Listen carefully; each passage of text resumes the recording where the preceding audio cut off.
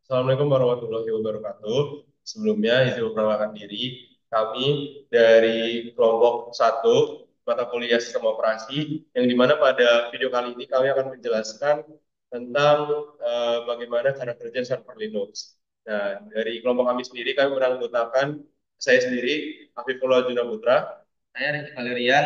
Saya Fadil Akbar. Saya Alexander Laurentius. dan di sini kami akan melanjutkan tutorial untuk bagaimana caranya membuat serta mendemonstrasikan apa yang diperintahkan di kelas. Sebelumnya perkenalkan, saya Alexander Laurentius. Saya di sini akan membuka server di Ubuntu.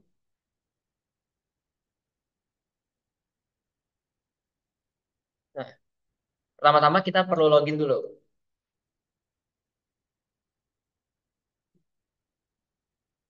Lalu kita menampilkan password. Oke, mau password.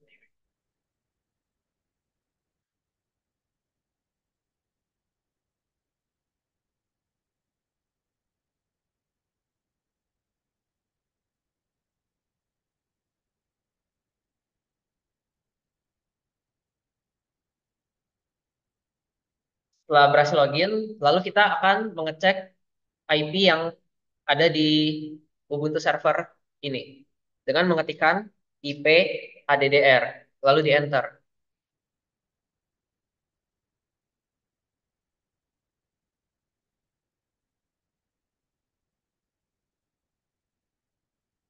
Di sini IP-nya sudah muncul, yaitu 192.168.35.250. Lalu kita masuk ke putih. Di putih kita perlu memasukkan IP yang sudah ada tadi.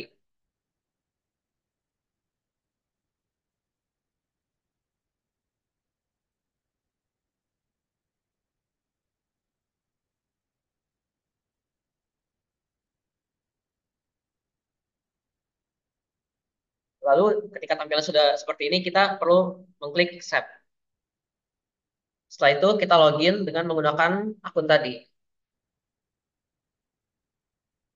Lalu memasukkan passwordnya.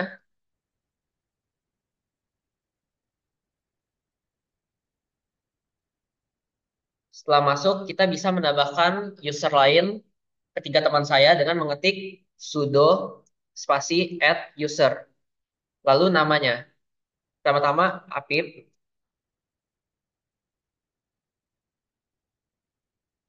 Lalu kita memasukkan password akun utama.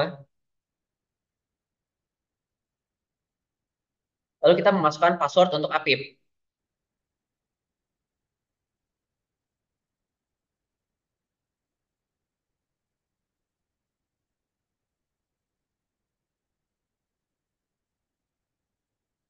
Untuk full name-nya Apip, room number bisa di skip, work phone juga di skip, home phone juga bisa di skip, other juga bisa di skip. Lalu ketika muncul is the information correct, kita bisa mengklik Y. Lalu Apip sudah masuk. Lalu untuk selanjutnya saya akan menambahkan Alex.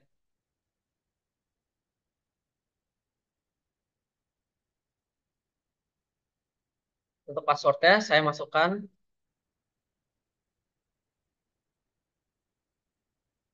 nama full name-nya Alex, room number skip, work phone skip, home phone skip, other skip, lalu Y. Lalu saya akan menambahkan yang terakhir Reiki. Lalu kita memasukkan new password, full name Reiki, lalu Y.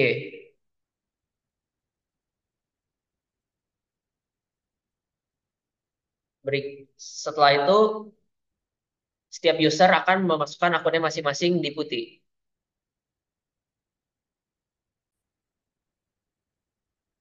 Setelah user berhasil dibuat, lalu akan masuk dengan user masing-masing. Di sini saya akan masuk dengan user Alex. Lalu masukkan password. Nah, ketika tampilan sudah seperti ini, berarti user berhasil masuk.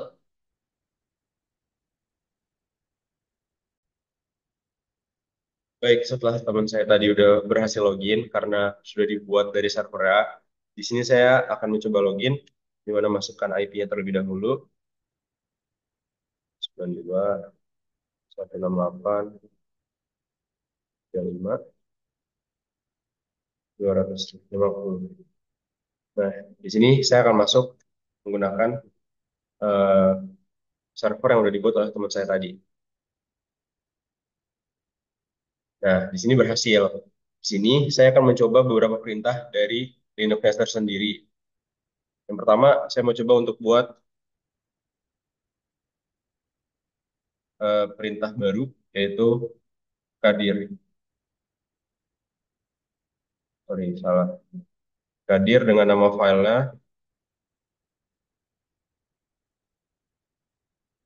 Nah, di sini saya telah berhasil nih untuk membuat si nama file tersendiri. Jadi folder ini telah terbuat. Nah, lalu yang kedua, saya mau coba pakai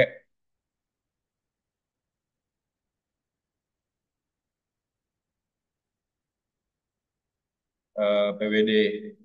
PWD ini adalah sebuah perintah untuk menampilkan isi dari terminal si MKDIR yang udah kita buat. Nah, itu kelihatan kan dia bakal home aktif.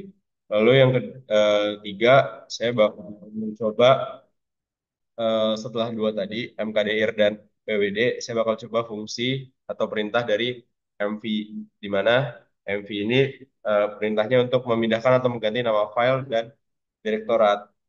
Jadi kita tulis MV dan kita mau kirim kemana si MKDIR ini.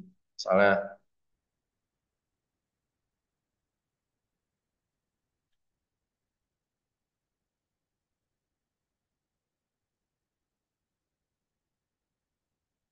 nah di sini nggak bisa karena saya belum pernah membuat MKDIR ya kan. Makanya coba di sini kita membuat MKDIR baru lagi.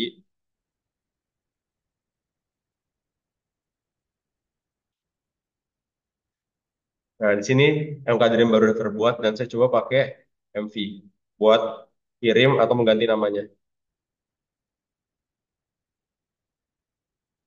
Nah, itu dia. Ini gagal karena di sini tuh kita nggak ada filenya. Maka dari ini, maka dari situ, di sini kita coba masukin filenya.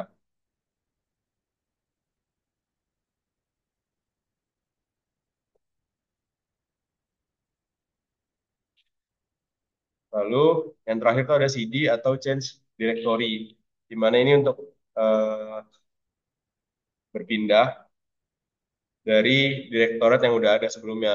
Jadi direktorat yang sebelumnya file itu kita pindah.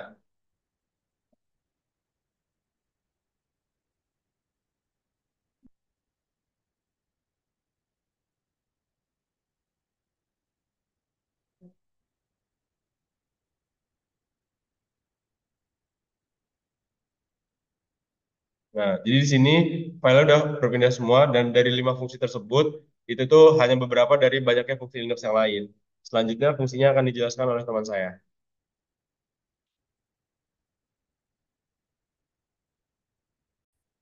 Oke, selanjutnya saya akan menjelaskan fungsi selanjutnya.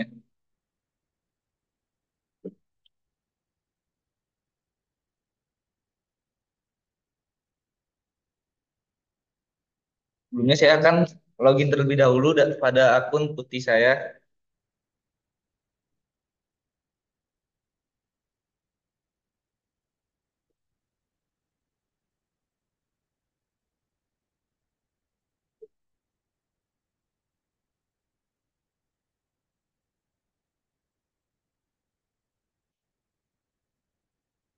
Di sini saya akan menggunakan akun yang bernama Reiki dengan password.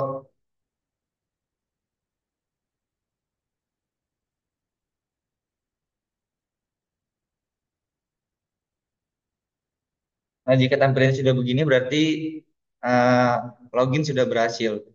Kemudian selanjutnya saya akan menjelaskan 5 fungsi dari Linux. Yang pertama adalah fungsi touch. Fungsi touch sendiri yaitu berfungsi untuk membuat file kosong baru. Jadi Jika ingin membuat file baru, bisa menggunakan fungsi touch. Kedua adalah fungsi ls. Fungsi ls sendiri berfungsi untuk menampilkan daftar file yang sudah kita buat tadi. Daftar file atau daftar direktori dalam direktori site ini. Yang ketiga adalah fungsi echo. Fungsi echo sendiri yaitu berfungsi dalam menampilkan teks atau menulis teks ke file. Jadi file yang sudah kita buat tadi masih dalam file kosong bisa kita tambahkan teks beberapa teks menggunakan fungsi echo. Fungsi yang keempat yaitu adalah fungsi cat yang berfungsi untuk menampilkan teks yang sudah kita masukkan ke file tadi. Jadi teks yang kita sudah buat menggunakan fungsi echo tadi bisa kita tampilkan menggunakan fungsi cat. Dan fungsi yang kelima adalah rm, yaitu adalah untuk menghapus file yang sudah kita buat tadi. Langsung saja kita ke prakteknya. Pertama-tama kita menggunakan fungsi touch untuk membuat file. Di sini saya akan membuat file dengan nama Reiki underscore 1717. Dan kita akan mengecek apakah file ini sudah ada menggunakan fungsi ls. Nah, sudah terlihat bahwa file ini sudah terbuat. Selanjutnya fungsi yang ketiga yaitu adalah fungsi echo yang berfungsi menampilkan atau membuat teks baru ke dalam file yang sudah kita buat tadi. Misal kita akan membuat file selamat datang.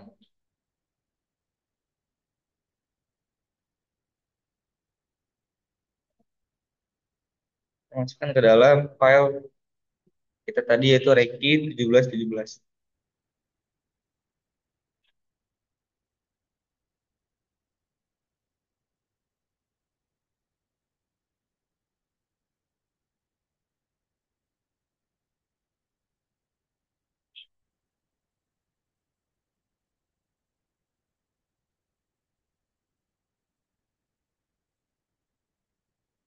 Selanjutnya ada fungsi cat.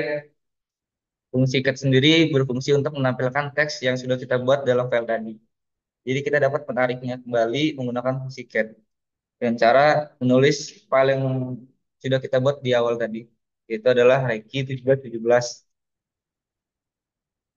Nah, dapat dilihat bahwa tulisan selamat datang yang sudah kita tambahkan ke file tadi, kita tarik lagi menggunakan fungsi cat. Dan pada fungsi yang terakhir adalah fungsi rm, yaitu menghapus file yang sudah kita buat tadi. Jadi file yang bernama Reiki 1717 tadi ketika kita gunakan menggunakan fungsi rm akan terhapus.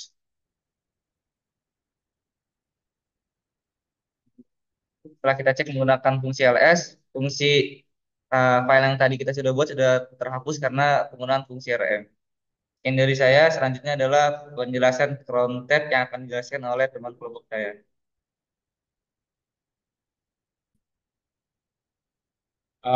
Perkenalkan, nama saya Fadil Akbar. Saya akan melanjutkan gimana cara memanggil cron tab, cron job atau cron job.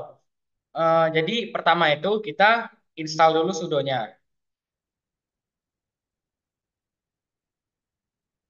Sudo apt update, sorry, maksudnya update. Kita sudah update dulu passwordnya.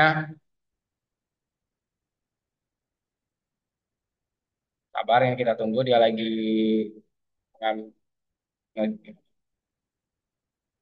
Oke, udah selesai di update. Kita langsung saja menginstal cronnya. Nah, kalau bisa cron tab-nya bisa dijalanin. Caranya klik aja sudo apt install cron. Kita tunggu saja. Jadi lagi menginstal reading package list. Nah, udah selesai diinstal. Kita kita buat lagi sudo sistem ctl enable untuk menghubungkan dengan servernya. View argument. Oh, salah ini. Sudo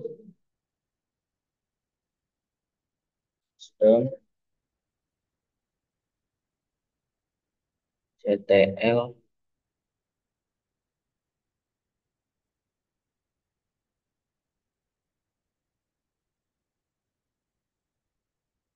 Ya, kita tunggu saja. Ada yang kurang. Ini kita tidak, maaf, ini kita tidak menginputkan, tidak kita isi cronnya. Makanya dia tidak berjalan. Ada cron. Tuh, dia udah berjalan. Dari tunggu saja. Langsung saja kita ketik cron tab add e. Jangan dia masuk, langsung aja kita tulis di sini cron tab. Kok cron tab salah, maaf. 0, ininya bintangnya 4. 0, bintangnya 4, 2, 3, 4. Echo, hello world at, nih, ini tanggal yang akan ditampilkan pada hari ini. Kita pada Echo, hello world. Ini nggak usah pakai spasi. Seperti